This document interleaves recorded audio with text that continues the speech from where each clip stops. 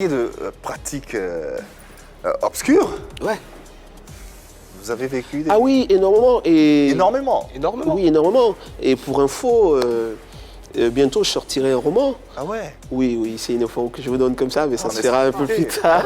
Je sortirai un roman, c'est presque fini pratiquement, où je raconte beaucoup d'anecdotes comme ça Sur les pratiques mystiques. Sur les pratiques mystiques. Dans le foot, des choses qu'on a vécues au sein du club. Voilà. marche. Mais je précise qu'on n'était pas les seuls. Hein. On n'était pas les Non, seuls. imagine, forcément. Voilà, on Imagine, n'était pas les forcément. seuls. Les autres. Donc, Qu'est-ce que vous avez vécu? Qu'est-ce que... oui, je peux vous raconter morceau comme choisi ça que- quelque chose qui m'a vraiment marqué. Qui m'a vraiment marqué. Parce que moi, j'étais déjà par ma famille très chrétien. Donc déjà, il y a eu ce choc-là pour moi. De me retrouver dans un environnement où on demande de faire des choses, où j'ai peur de prendre la responsabilité de l'échec si je ne fais pas. Donc déjà, il y a une pression qui s'installe, vous comprenez, parce que si l'équipe perd, que tu n'as pas fait ce que les autres ont fait, on dira peut-être que c'est toi le problème. Donc il y a déjà ça s'installer. C'est légion dans le football, apparemment. Oui, en ce moment. Ouais, ce moment. je situe ça dans une la époque, période. dans la période. Ah, ok. Dans la période. Ouais, et je vous raconte comme c'est une anecdote, quelque chose qui m'a marqué. Et on devait jouer un match. Et déjà, on fait des mises au vert la veille.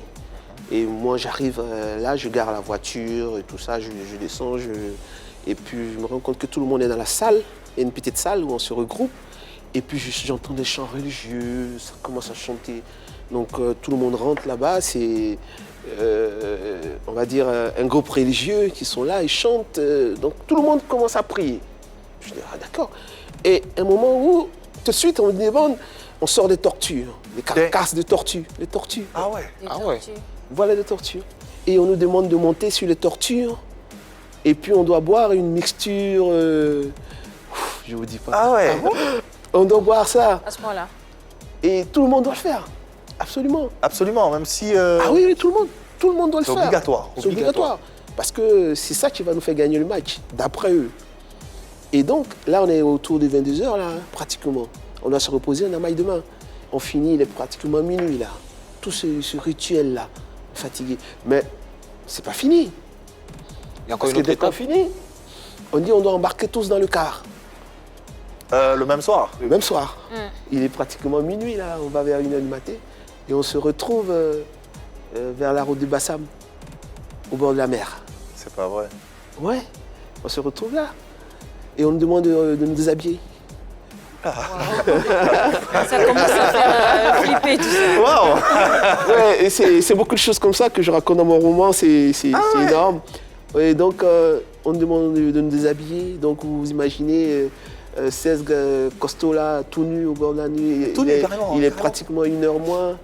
C'est juste le car qui met les phares comme ça. Et donc, on nous distribue des seaux. Et on doit courir, aller puiser de l'eau. Vous imaginez les vagues en ce moment-là, il fait nuit en plus, donc c'est dangereux. Ouais. On doit aller puiser La marée de est l'eau, haute. on doit revenir, se baigner avec ça. Et c'était un moment. C'était un moment. Et le lendemain, vous avez gagné, j'espère. Vous avez gagné? On a perdu. Oh là là. Non, c'était pour toute la saison. c'est pas Ce qui est marrant, c'est qu'on a perdu, effectivement. On a perdu, tout ça pour ça. J'ai une anecdote pour vous encore. D'accord. Voilà, parce qu'on devait jouer un match. On était logés à l'hôtel, donc on avait tout un palier là. D'accord. Un match contre qui? Je ne me rappelle pas. D'accord. Mais ça devait être un match de Coupe d'Afrique, je crois. D'accord. Quelque chose comme ça. Et donc, tout le palier. Moi, j'avais ma chambre à l'extrémité. Et puis, il y a une chambre qui était réservée à un monsieur, juste à l'entrée de l'ascenseur. Un monsieur. Et donc, à 14h, là, moi, je me réveille en sursaut parce qu'il y a une odeur qui a pris tout le palier. Incroyable. Donc, j'arrivais plus à respirer. Donc, j'ai dit, bon, écoute, moi, je prends mes affaires, je vais dans le car. Parce qu'en ce moment, j'ai commencé à me rébeller un peu pour dire, bon, moi, je ne touche plus à rien. Voilà.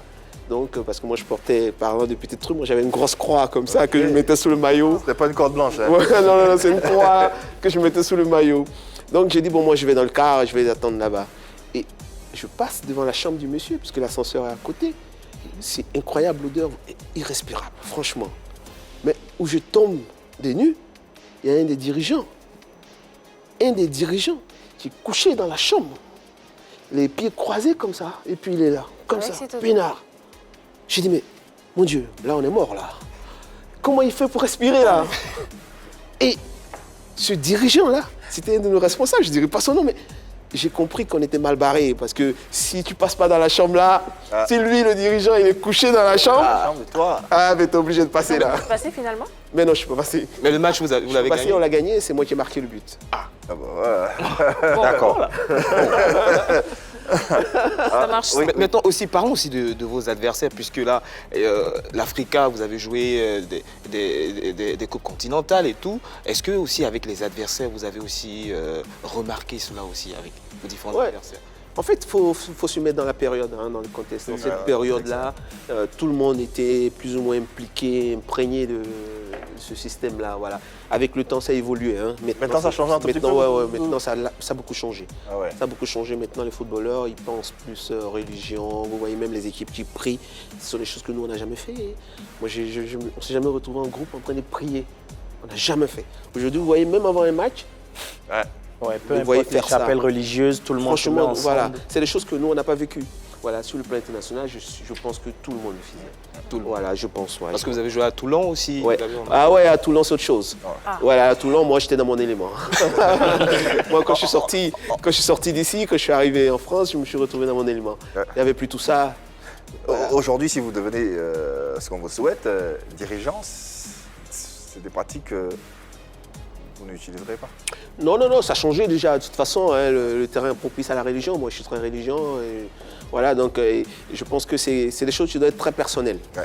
Ça doit être personnel, je pense. Voilà, ça ne doit pas être toute l'équipe. Voilà, chacun fait ce qu'il a à faire, mais quand on vient jouer, on joue. Allez, ça a changé et on ose croire à notre invité que véritablement ça a On va y changé. croire, Et moi, on y croit.